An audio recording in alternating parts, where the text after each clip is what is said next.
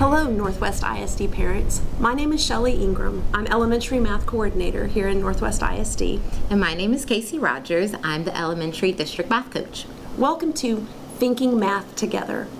You know, as Casey and I work with teachers all across the district, they tell us one thing consistently. Their parents say, we want to help our kids with math, we just need some ideas. And that's the purpose of this video.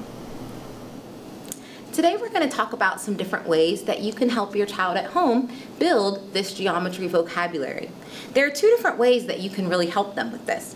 One way is something we're all familiar with, memorizing a word like square or trapezoid or quadrilateral. We want our students to be able to read these types of words. Yeah, being able to read the vocabulary is really important. Something new to our standards this year, though, is students have to be able to know the attributes of these different shapes. They've got to know what a triangle or a quadrilateral or a square has got to have to be a square or a quadrilateral or a triangle. You know, in the past, whenever we focused on just learning the names of the different shapes, something that I noticed happening with kids was this. They could very easily look at this and say, yes, Miss Ingram, that's a triangle. But if I would show them these, oftentimes children would say, oh, well, that's not a triangle. That's not a triangle. That's not a triangle, because they had developed a misconception that this was the only thing that's a triangle because it was the only one that they saw. And you know what? I've seen the same thing happen with other shapes, like a pentagon.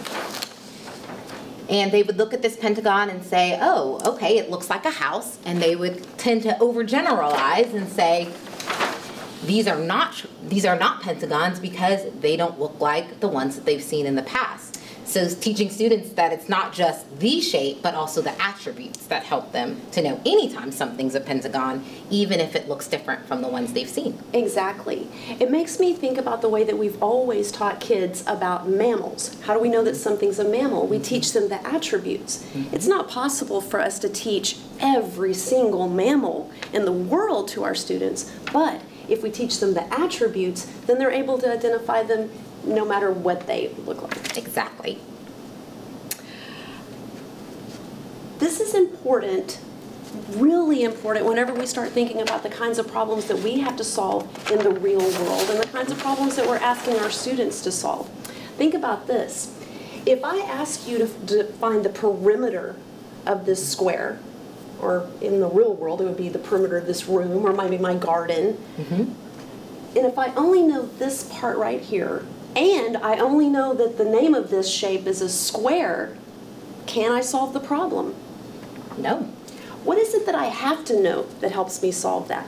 I have to know the attributes of a square. So I have to know that all sides are equal in a square. Exactly. It's that kind of thinking that we want to develop around our students' geometry vocabulary. So by now, you're probably saying, okay, Casey, okay, Shelly, we see why these two ways are important, but how do I help my kids develop this kind of geometric vocabulary thinking? So we have a few ideas that we want to share with you that you could easily do with your kids. So one way is just anytime you're talking about a shape, you see a shape out in the real world, asking your child, tell me about this shape. What is this shape? And they'll start to tell you about it and have them prove it. So it's just all about them justifying how they know that this is what they're saying it is. Exactly. Something I used to do with my students in class and on my own children as well is just to give them pictures of some different shapes and then say which one doesn't belong. So for instance, I could say, this trapezoid doesn't belong because it's the only shape that doesn't have a right angle.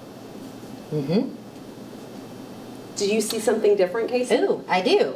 I could say that the triangle doesn't belong because it's the only shape out of the four that doesn't have at least one set of parallel sides.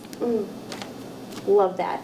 You know, something fun that I used to do with my students in school is I would say, you know, today I'm going to have a quadrilateral party and the square wants to come. Can the square come to the quadrilateral party? And have the kids explain, why does the square get to come? Would the circle get to come? Right. Yeah. Name another shape that could also be invited to. Exactly. It's all about those attributes. Exactly. So really, any way that you choose to have this conversation with your kids, making them prove it and justify their thinking is really going to be a great way to do that. Yeah, because it takes them away from just the name of the shape to those very important attributes. Now, some of you may be thinking, oh my goodness, I haven't been in school in so long, I don't know all of this. No worries. We've created a set of vocabulary cards that you can use with your students, as well as a little reference sheet for parents to help them kind of refresh on all of those attributes. You can ask your child's teacher how you can access these two resources. We very much appreciate the role that you play in your child's education. We consider ourselves very fortunate here at Northwest to have the support of the parents that we have. Thank you very much for watching.